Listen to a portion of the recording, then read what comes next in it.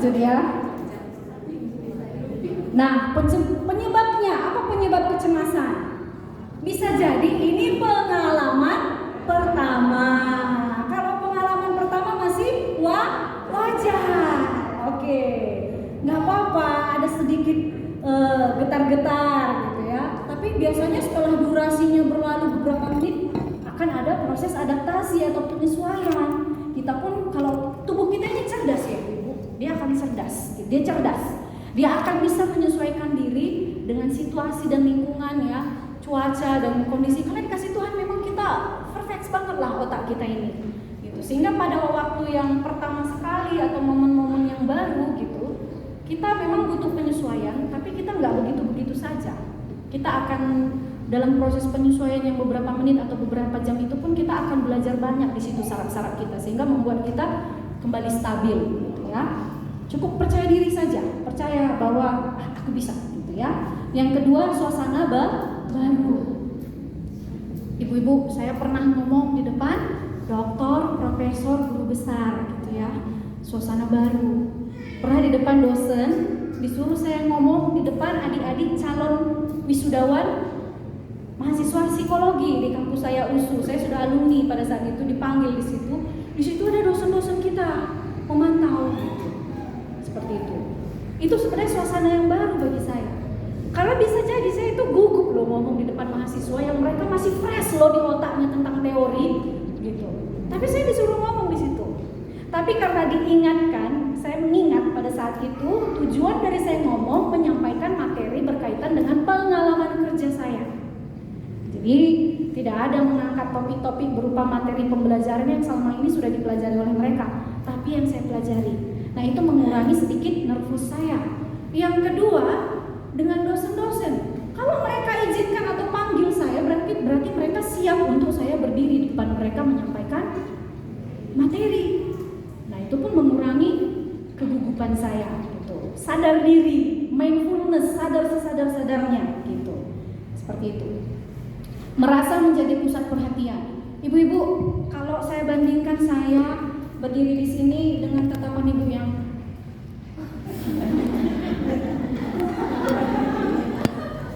ya, atau ibu yang tidak melihat saya sama sekali gitu ya.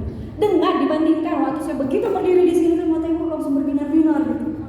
Itu beda loh reaksi tubuh saya gitu ya. Itu berbeda rasa percaya dirinya gitu ya. Karena menjadi pusat perhatian, kalau pusat perhatiannya orang yang memperhatikan itu melotot matanya gitu kan,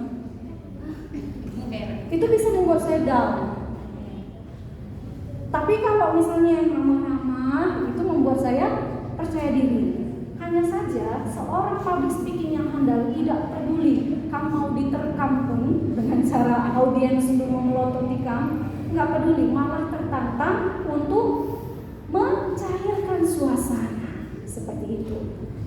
Ini yang dibutuhkan oleh seorang public speaking, kemampuan mencairkan suasana, tidak hanya kemampuan menyampaikan materi, tapi mencairkan suasana juga, gitu ya. Kemudian trauma masa lalu. Nah, ini besar sekali pengaruhnya pada saat kita berdiri di depan orang lain, ibu-ibu. Trauma masa lalu itu bisa jadi ada anak yang pernah dikejar-kejar anjing, gitu ya, sama kawannya dia lari, dikejar anjing dia, gitu ya, kiam, kata kawannya kan, ketinggalan dia di belakang, gitu. Masalahnya hidupnya dia sampai sekarang walaupun digigit anjing, tapi dia tetap punya ketakutan ketika sendiri. Kenapa ibu-ibu? Karena dia punya trauma berupa emosi takut karena ditinggalkan orang lain pada saat itu. Oh, nggak berapa banyak orang yang digigit anjing kan, nggak takut dia pergi kemana-mana sendiri kan? Atau maksudnya ya oke lah nengok anjing dia gugup gitu, tapi tetap juga hanya bisa dilewatinya anjing di jalanan seperti itu. Tapi dia tidak seperti itu. Kenapa? Emosi ketika dia ditinggalkan temannya dan dia digigit gitu, itu mempengaruhi dia ketika dia berdiri di depan orang. Ada yang seperti itu, gitu ya. Ada yang karena takut gelap. Ada karena perlakuan orang tua, kata-kata yang keluar dari mulut orang tua bukan memotivasi, tapi membuat dia down. Oh, bagian apa bang musuh ngerana?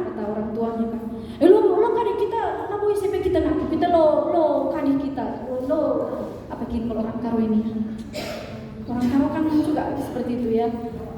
Kita lah mau masuk gitu.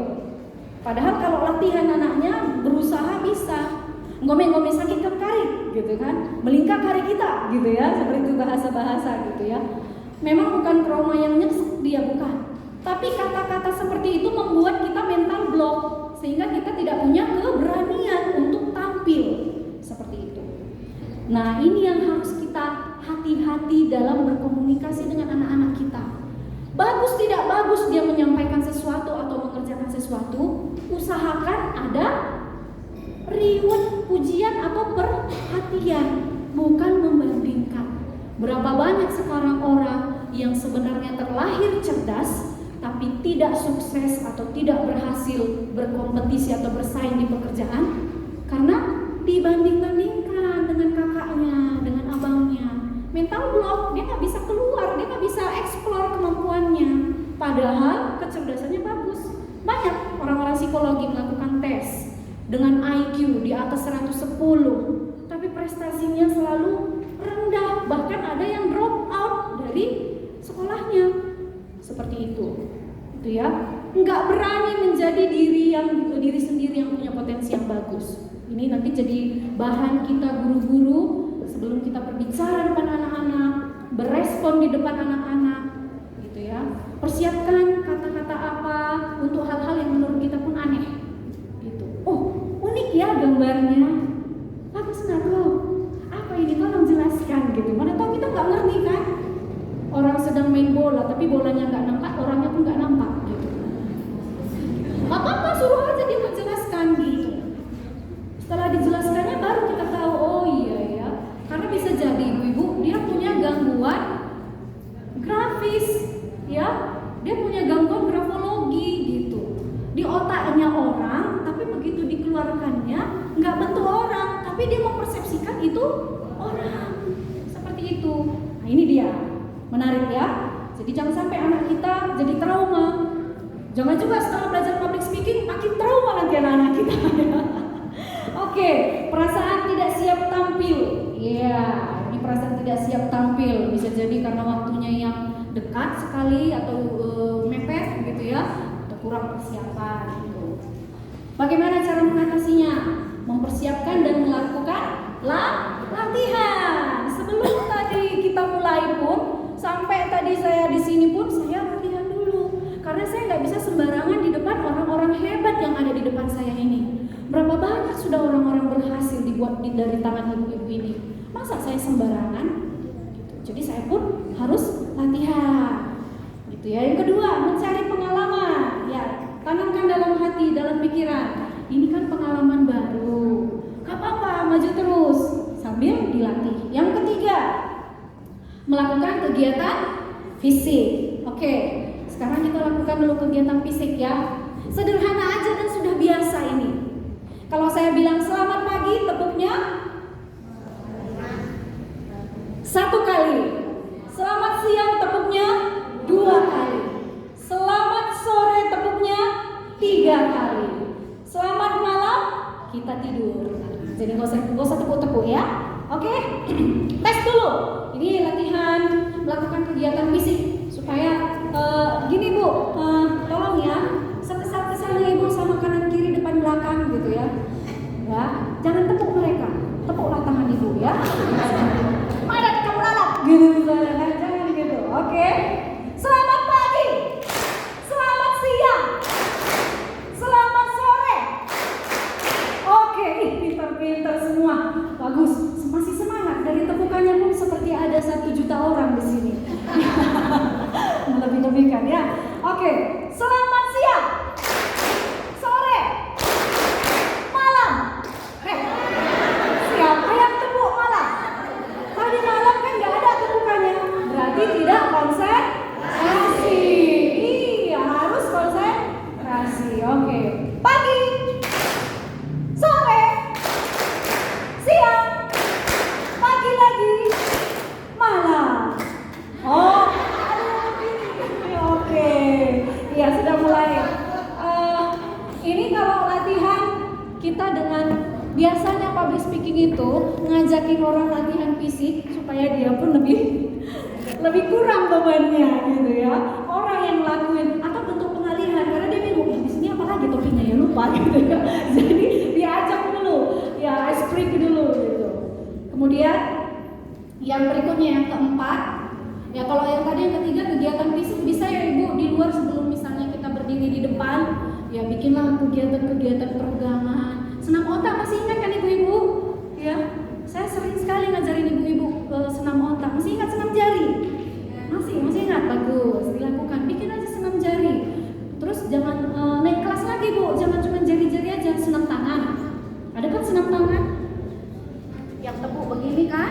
Gitu. Atau yang ini mutar begini, ini begini, yang dimodifikasi. Ada yang mutar, ada yang pegang kuping, ada yang mutar, ada yang pegang kuping kemana gitu ya. Tapi jangan kuping tetangga. Gitu.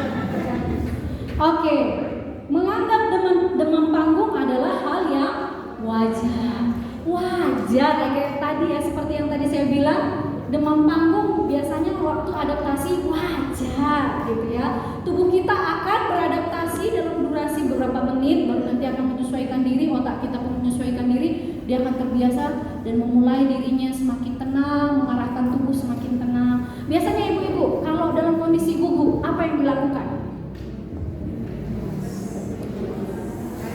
Tarik nafas, jangan lupa dibuang dari mulut atau hidung, jangan dari kasihan yang di belakang, kasihan yang sekeliling. Oke, tarik nafas, tapi pakai hitungan ibu-ibu, ya. Tariknya nafasnya, misalnya dalam hitungan 1 sampai 4, tahan 1 sampai 3, buang 1 sampai 5. Jadi ibu bukan hanya melawan nafas, ibu melatih diafragma. Karena pada saat kita banyak berbicara, pernapasan yang paling diandalkan itu adalah pernapasan diafragma dari perut. Supaya kalau ngomong itu enggak sengal-sengal. Itu karena pakai pernapasan dari sini, dari hidung kah atau dari mana gitu ya, dari napas yang gimana gitu. Tapi dari diafragma.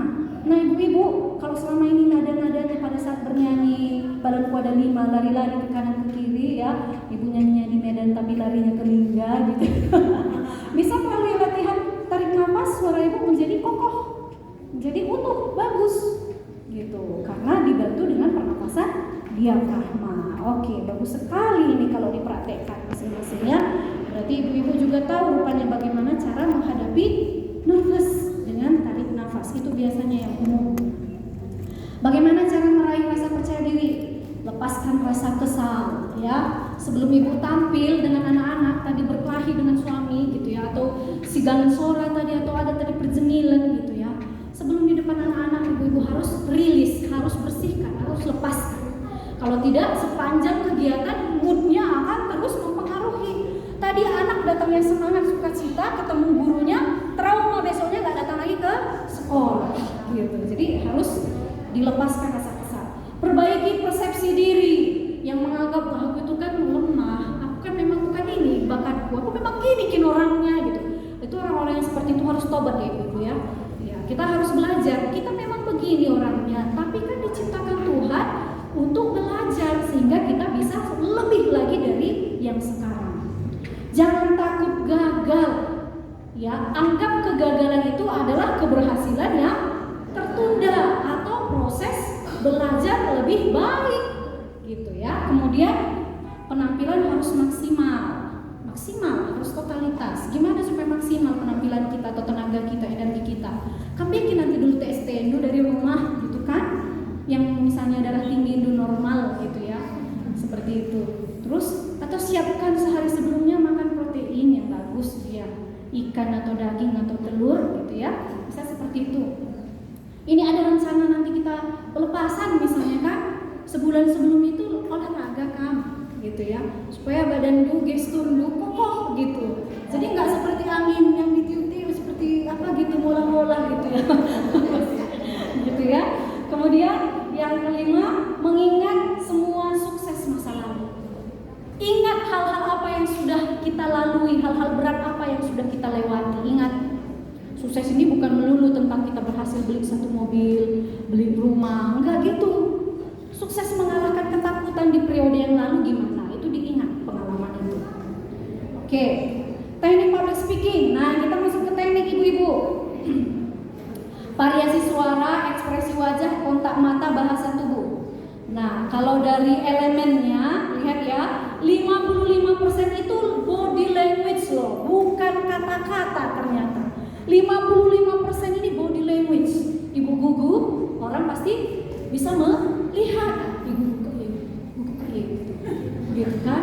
Terus ya yang suka jaga burung, maaf ya, yang suka jaga atau yang suka istirahat di tempat gitu. Tapi kan kalau kita misalnya mengundang bapak-bapak dari kantor polisi, kalau ngomong gini kan, adik-adik kita gini, atau pergi ke pemadam kebakaran gitu, beda gesturnya dengan gestur guru gitu ya, beda-beda gesturnya gitu. Tapi inilah body language, bahasa tubuh kita ini 55% itu sangat diperhatikan ya, besar poinnya. Yang kedua, suara kita, tone-nya gitu ya. Karena ada suara yang bikin ngantuk, ada suara yang bikin jantungan, ya kan? Iya, itu penting. Yang berikutnya 7% itu spoken words gitu ya, berkata-kata ya, kata-katanya seperti itu. Oke, variasi suara, volume dan kekerasan suara. Jangan berbicara dengan nada datar. Selama saya berbicara tadi ada nadanya datar, mulai dari awal sampai dengan sekarang. Ya. Naik turun ya, naik turun cantik gitu ya. Oke. Olah vokal ini, kalau vokalisasi berdirilah tegak dengan merenggangkan kedua telapak kaki. Bahu juga harus ditarik lebih ke belakang gitu ya. Ucapkan kata seperti mame, mi, momu gitu ya. Ini latihan untuk nanti ibu-ibu juga bisa praktekkan. Bersuara di depan mikrofon penting untuk memahami karakteristik mic. Karena ada mic ini, kita udah bagus ngomong, suara kita sengau kedengaran gitu. Ada seperti itu ya. Mic cenderung memperjelas bunyi desis maupun desah napas sehingga teknik tata bicara diperlukan. Berlatih buang napas seperti tadi kita ya, tapi caranya ini beda. Luruskan lengan ke depan dan arahkan jari telunjuk ke atas. Tarik napas dalam-dalam dan bayangkan jari telunjuk kalian adalah api lilin yang hendak dimatikan. Ya, buang napas sebanyak 5 kali. Seperti lilin yang hendak dimatikan. Bernapas dengan irama, mulailah berlatih dengan bernapas pendek-pendek, kemudian akhiri latihan dengan bernafas dalam-dalam secara tenang dan teratur selama 30 detik. Ya, 30 detik. Akhiri latihan dengan mulailah berlatih dengan bernapas pendek-pendek. Ya. Akhiri dengan 30 detik. Oke, 10 kualitas vokal, intonasi, tinggi rendah ya, penekanan. Artikulasi, kejelasan atau pengucapan, aksentuasi. Kita orang Karo, nih kalau saya pergi keluar ya, keluar kota, dikira orang Aceh, orang Jawa gitu ya. Setelah ngomong, Batak rupanya gitu ya. Orang Karo kan bilang ke gereja gitu. Aksen orang Karo ya, pemberian tekanan suara, nggak kin kesini ya gitu ya. Orang Karo intonasinya pun unik gitu. Ini yang harus kita jaga ketika kita mengajar atau jadi public speaking, kecuali public speaking di depan kita acara-acara adat misalnya ya haruslah kan berbahasa Karo dengan accent gitu ya, intonasi orang Karo seperti itu. Tapi kalau untuk acara formal, nah ini yang harus kita latih supaya jangan kelepasan dia. Kalau Karo katanya gitu. Seperti itu. Power, kekuatan suara. Prasering, penggalan kata yang tepat, vibrasi, getaran halus pada suara. Jadi nggak cuma nyanyi, ada gitu ya vibrasinya ya. Berbicara, getaran suaranya pun ada. Speech atau tempo itu cepat atau lambat. Itu mana yang harus cepat, mana yang lambat. Kalau saya lihat iklan-iklan di TikTok itu ngomong atau live TikTok itu ngomongnya cepet-cepet gitu. Cepet gitu ya. Saya sepertinya nggak bisa secepat itu. Itu kemampuan yang berkata-kata hebat juga menurut saya. Pernapasan melalui diafragma seperti yang saya bilang tadi ya, dari perut. Infleksi, perubahan nada suara. Jangan selalu datar. Yuk kita praktik vokal. Nampak Bu? Mulai dari rendah dulu ya, 1. 2, 3, 4, 5, 6, 7, 8, 9, 10. Ya, jadi dari rendah sampai tinggi. Saya praktek dulu ya. Mana tahu bisa. Nanti jangan-jangan di antara kita ada yang lebih bisa. Telah hadir variasi baru coklat vanilla legend di kedai kami. Gitu tuh. Oke, saya mau tunjuk untuk mensimulasikan. Saya minta tolong.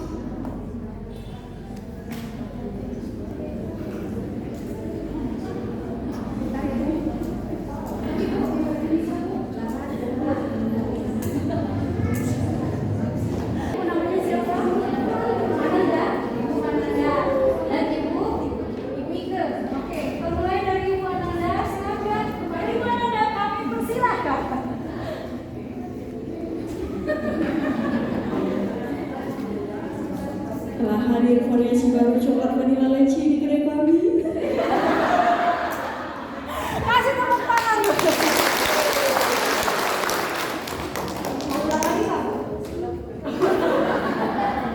Oke, sekarang Ibu. Telah hadir variasi baru coklat vanilla leci di kedai kami. Oke, sebentar ya. Biar kita sama-sama evaluasi ya. Kira-kira Bu, ini tadi sudah kita dengar ibu-ibu kita berdua ini, Bu Ananda sama Bu Ike. Saya minta Ibu untuk mengkomentari dari intonasi kedua ibu ini, apa yang Ibu dengar. Menurut Ibu seperti apa sebaiknya, atau ada masukan atau saran? Silakan Ibu.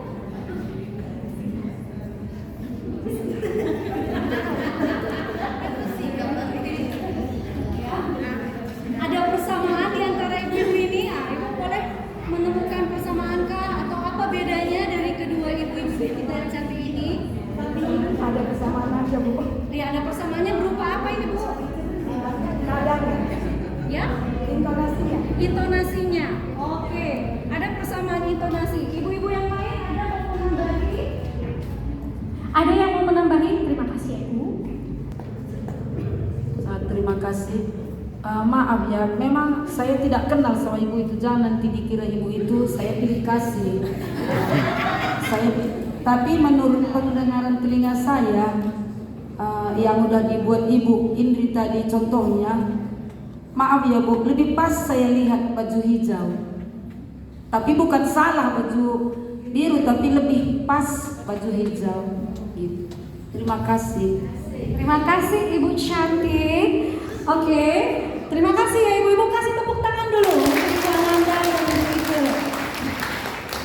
Jadi kita memang punya keunikan semua gitu. Tapi tadi setelah kedua ibu kita ke depan, saya tidak menemukan keunikan mereka karena sama intonasinya.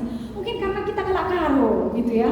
Jadi sama intonasinya. Tapi maksudnya begini Ibu-ibu, tadi saya kasih contoh. Contoh itu bukan untuk ditiru. Saya mau menemukan keunikan dari ibu-ibu setelah mempelajari perubahan nada dari 1 sampai 10 seperti apa. Tapi ingat ya Bu, kalau ada seperti ini jangan seperti lari-lari kita gitu. Walaupun tadi saya mempraktekkannya lari-lari gitu ya. Ada nggak yang mau praktek? Ya, coba Bu, sama-sama kita. Mulai dari yang satu. Sama-sama ya, bersuara ya. Oke, 1, 2, 3 ya. Telah hadir variasi baru coklat vanilla leci di kedai kami. Ini bukan seperti nyanyi yang do re mi fa sol la si do gitu ya. Dikira tadi seperti yang dibuat Iya kan Bu? Itulah kehebatan saya sebagai public speaking. Saya berhasil mempengaruhi ibu gitu. Tapi saya tadi tunjuk apakah ada di antara ibu-ibu ini punya keunikan, punya ciri khas gitu ya. Ternyata itulah public speaking. Kalau saya bikin seperti tadi, ibu-ibu pun akan tiru seperti itu. Kalau pesan yang saya sampaikan salah, anak-anak kita juga pulang bawa pesannya salah. Seperti itu. Gitu ya. Ya, ini tadi tekniknya. Dia nada yang kecil itu kita mau melihat vokal kita Bu, dari kalau yang lemah sampai dia yang semakin tegas gitu ya. Tapi di sini nggak ada tanda harus cepat ya. Telah hadir variasi baru coklat vanila leci di kedai kami. Gitu misalnya kan. Dari ketegasannya, dari kelemahannya bisa dilihat. Ini hanya sebagai pola aja, pola untuk menentukan. Coba kalau 1 berarti nadanya kecil, lemah, 2 lebih besar gitu ya, seperti itu. Begitu kira-kira Ibu. Nanti bisa latihan juga gitu, Ibu buat 1 kalimat gitu ya. Atau kita praktek deh. Terbaca. Ding ding ding. Mohon perhatian, sesaat lagi kereta api Serayu akan tiba di stasiun Cimahi. Bagi Anda yang akan mengakhiri perjalanan di stasiun Cimahi, kami persilahkan untuk mempersiapkan diri. Periksa dan teliti kembali barang bawaan Anda, jangan sampai ada yang tertinggal ataupun tertukar. Untuk keselamatan Anda, tetaplah berada di tempat duduk sampai kereta berhenti dengan sempurna. Terima kasih atas kepercayaan Anda menggunakan jasa layanan kereta api Indonesia. Sampai jumpa pada perjalanan berikutnya. Bisa dilihat kan? Nadanya kan, intonasinya seperti itu ya Ibu. Kayak di pesawat kan? Padahal mereka ngomong pakai intonasi juga gitu ya. Cuma mungkin mikrofonnya itu ya kedengaran agak samar-samar gitu ya. Jadi coba di tempat masing-masing. 1, 2, 3, ya.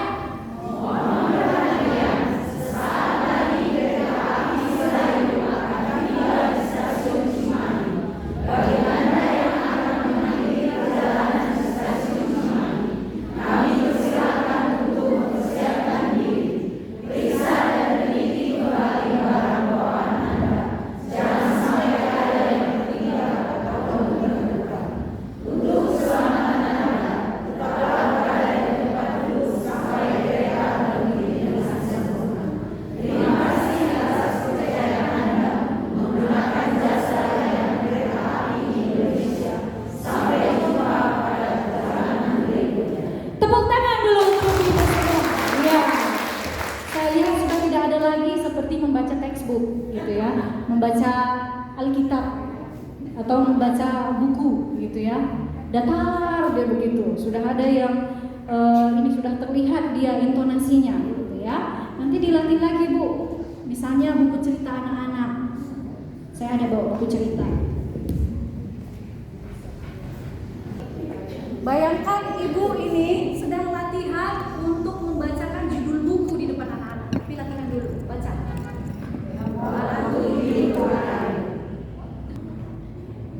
Sudah?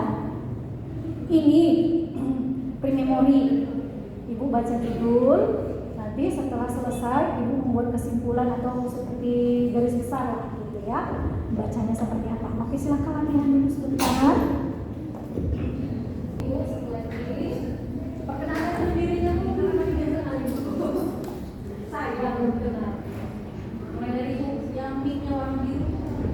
Ya, perkenalkan nama saya Elva Yulika Bruginting. Saya berasal dari Lembaga TK AGP GPKP Guru Benua.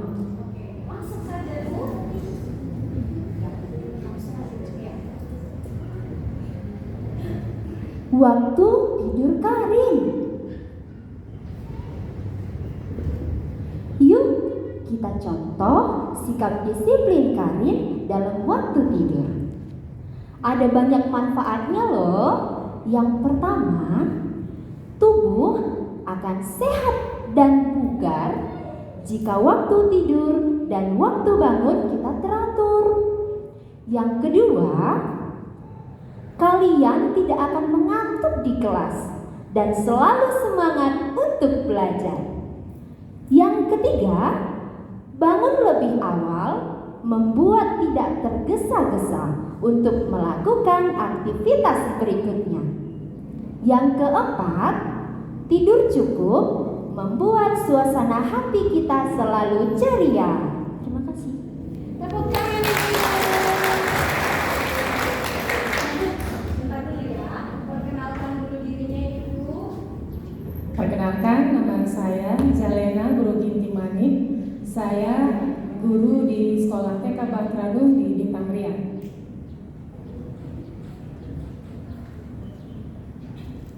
Anak-anak, hari ini Ibu mau cerita tentang satu buku, warnanya bagus kan? Judul buku ini adalah Albi Tetap Rajin Mandi.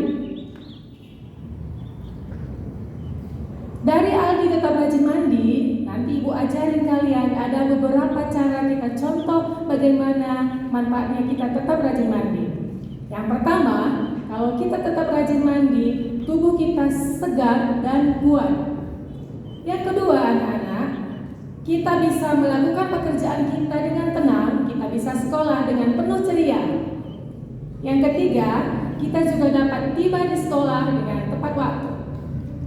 Yang keempat, anak-anak, kita bisa, badannya bisa bersih, kulit kita juga terjaga, badan kita juga sehat. Lalu seterusnya, anak-anak, kita jadi semakin percaya diri. Yang keempat, tidur malam kita juga bisa menjadi semakin nyenyak. Sekian. Tepuk tangan.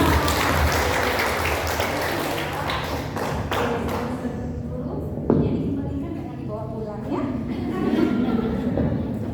Iya, dari kita mendengar ibu-ibu tadi membacakannya, sepertinya kita melongo ya.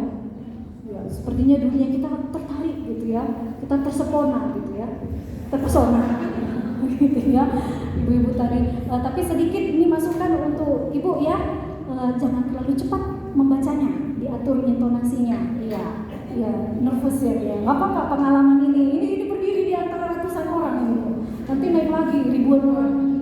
Itu luar biasa. Jadi semangat untuk semua ibu-ibu guru. Nanti di depan anak-anak praktekin ya.